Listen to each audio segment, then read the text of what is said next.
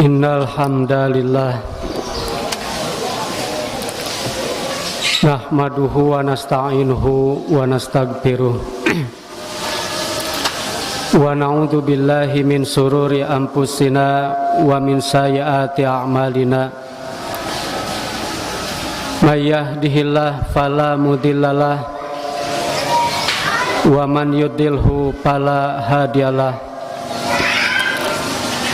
Wa ashhadu an la ilaha illallah wahdahu la syarikalah wa ashhadu anna Muhammadan abduhu wa rasuluhu amma ba'du. Faqad qala Allah ta'ala fi kitabihil karim a'udzu billahi minasyaitonir rajim wa qadimna ila ma amilu min amalin faja'alnahu haba'an mansura. Al-ayah. Ikhwatu iman rahimakumullah, sidang Jum'ah yang dirahmati Allah subhanahu wa ta'ala, puji dan syukur kita panjatkan kehadirat Allahu Rabbun Ghafur. Pada hari ini kita diberi kenikmatan. Yang pertama, nikmat usia atau umur. Kita diberi kesempatan untuk bisa menjalani aktivitas kita di hari Jumat ini. Mudah-mudahan pada hari Jumat ini oleh kita dimanfaatkan untuk melaksanakan ibadah Jumat. Mudah-mudahan usia kita menjadi berkah. Yang kedua, nikmat kesehatan. Karena apalah artinya jatah usia atau umur panjang tapi tidak sehat. Karenanya kesehatan ini merupakan kenikmatan yang sangat agung. Lalu kita manfaatkan dalam rangka menjalankan kewajiban kita, yaitu ibadah. Yang ketiga, nikmat yang tidak kalah agungnya, yaitu nikmat agama. Karena apalah artinya usia panjang, sehat terus-terusan tapi agama tidak ada. Oleh karena itulah hidayatuddin, hidayah agama itu hidayah paling puncak, sangat berharga bagi kita. Karena hidup di dalam agama adalah hidup yang diridhoi oleh Allah subhanahu wa ta'ala. Ikhwatu iman rahimakumullah, Allah subhanahu wa ta'ala berfirman dalam surat Al-Furqan ayat 23, wa qadimna ila ma'amilu min amalin, lalu kami perlihatkan ila ma'amilu min amalin, apa-apa yang mereka telah amalkan dari amal-amalnya ketika di dunia. Faja'alnaha, lalu kami jadikan amal-amal mereka haba'an mansura, bagaikan debu yang berterbangan. Ihwati iman rahimakumullah, ayat ini menggambarkan betapa ruginya nanti ada sekelompok manusia di akhirat, yang mana orang lain amal-amal ibadahnya diterima dan akan mengalami kenikmatan hidup di akhirat, yaitu di surga. Tapi ada sekelompok yang oleh Allah amal ibadahnya tidak berpahala sama sekali. Faja'alnaha haba'an mansura, oleh kami amal-amal mereka dijadikan bagaikan debu yang berterbangan. Imam Al-Baghawi dalam tafsirnya Ma'alimut Tanzil menafsiri kata-kata haba'an mansura ay batilun, maksudnya itu gambaran amal yang batal, dianggap batal oleh Allah.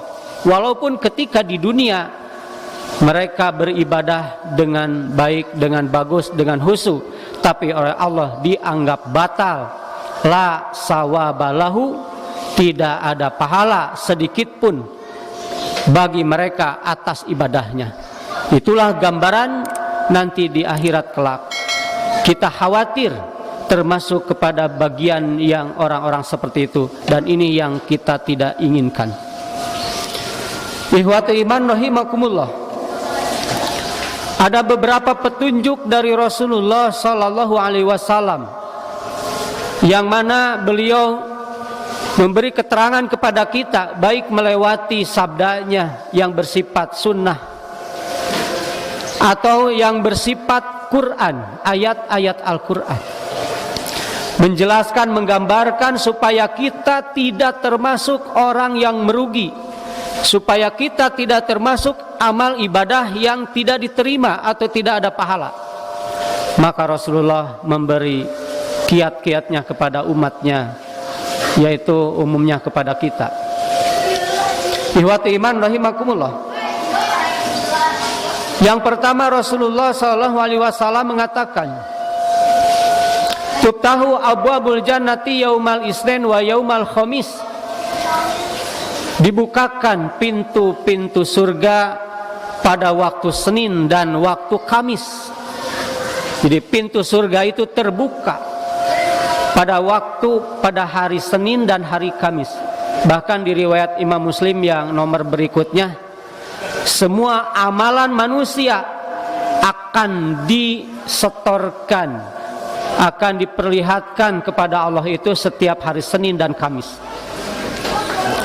Maka kata Nabi, yugbaru, akan diampuni dosa-dosa orang yang beramal, la yusriku bihi syai'an, tapi dengan syarat orang tersebut tidak musyrik, tidak syirik kepada Allah. Yugbaru likuli, Allah akan mengampuni setiap orang-orang yang beramal. Likuli man la yusriku billahi syai'an, illa, kecuali hadaini rajulaini, ada dua orang yang oleh Allah tidak diampuni dosa-dosanya, walaupun ibadah dia itu bagus, walaupun ibadahnya tidak terlewati, sholat baik yang sunat maupun yang wajibnya, infak, sedekah, saum baik yang sunat ataupun yang wajibnya, tapi oleh Allah tidak menjadi kifarat, tidak menjadi penggugur dosanya.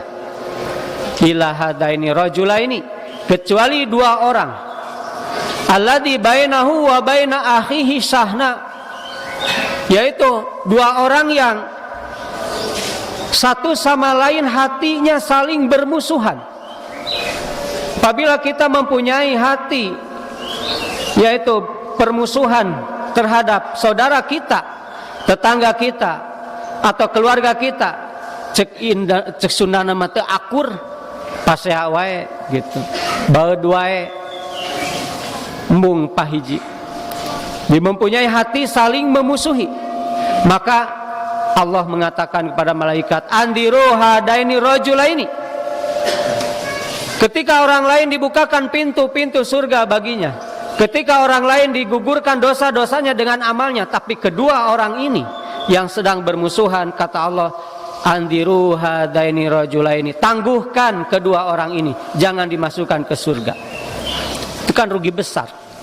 Maka dengan akhlak kita, husnudon kita terhadap sesama, berbuat baik terhadap sesama, itu akan menjaga keutuhan pahala ibadah kita, sehingga ketika di akhirat kita tidak tergolong kepada orang-orang yang merugi. Alhamdulillah, alhamdulillahilladzi arsalallahu bil huda wa dinil haq liyudhhirahu ala dini kullihi walau karihal musyrikun. Asyhadu an la ilaha illallah wa asyhadu anna Muhammadan abduhu wa rasuluhu, amma ba'du. Ikhwati iman rahimakumullah. Yang selanjutnya yang dapat menggugurkan pahala ibadah kita itu adalah di dalam Al-Quran Allah mengatakan, innallaha la yaghfiru ayyushraka bihi syai'a wa yaghfiru ma duna dzalika liman yasha. Sesungguhnya Allah tidak akan mengampuni dosanya orang yang musyrik kepadanya, dan Allah akan mengampuni dosa selain daripada syirik. Itu pun lima yasa, bagi orang yang ia kehendaki. Dua poin ini, poin yang kedua ini adalah untuk menjaga keutuhan pahala kita. Hindari akidah kita, perilaku kita, perbuatan kita dari perilaku-perilaku syirik, yaitu menyekutukan Allah Subhanahu wa taala. Rasulullah memberikan contoh yang sangat enteng. Kata Nabi, la tasubud dahro, janganlah kalian mencela waktu, menyalahkan waktu. Fa ini hiya dahru, karena waktu itu Allah yang menciptakan. Kalau kita menyalahkan waktu, otomatis kita telah menyalahkan Allah, dan itu masuk ke dalam jurang kemusyrikan. Gara-gara kita berdagang hari Senin, jadi tidak laku dagangnya, itu menyalahkan waktu. Gara-gara keluar dari rumah lewat pintu yang ini, bukan pintu yang itu, sehingga nasibnya menjadi jelek, itu menyalahkan waktu. Gara-gara kita mengadakan walimatul nikah atau walimatul urus pada hari Jumat, sehingga walimahnya tidak baik atau tidak bagus, maka itu termasuk menyalahkan waktu, dan itu harus kita hindari demi menjaga keutuhan amal ibadah kita. Dan yang ketiga adalah Siti Aisyah radhiyallahu anha pernah bersabda di depan para sahabat. Ini menandakan bahwa khusus pada sahabat, tapi umum berlaku kepada kita selaku umat Nabi. Kata Siti Aisyah, man amila amalan laisa alaihi amruna fahuwa raddun. Barang siapa yang mengamalkan sebuah ibadah yang dianggap ibadah, tapi laisa alaihi amruna, amal ibadah itu tidak berdasarkan perintah dari kami, dari Rasul, fahuwa raddun, maka amal ibadah itu walaupun dikerjakan dengan baik, walaupun diamalkan dengan husu, dengan hikmat, tapi kalau tidak berdasarkan sunnah Rasulullah, maka raddun, ibadah itu tidak dianggap ibadah, artinya tidak ada pahala, dan itu tertolak. Kemudian yang terakhir, riwayat Imam At-Tabrani, satu hadis tapi memuat 3 poin, dan ini dihasankan oleh Syekh Albani dalam kitab Silsilah Ahaditsus Shahihah, di mana Rasulullah sallallahu alaihi wasallam mengatakan, salah satun la yuqbalullahu minhum sorpan wala adlan.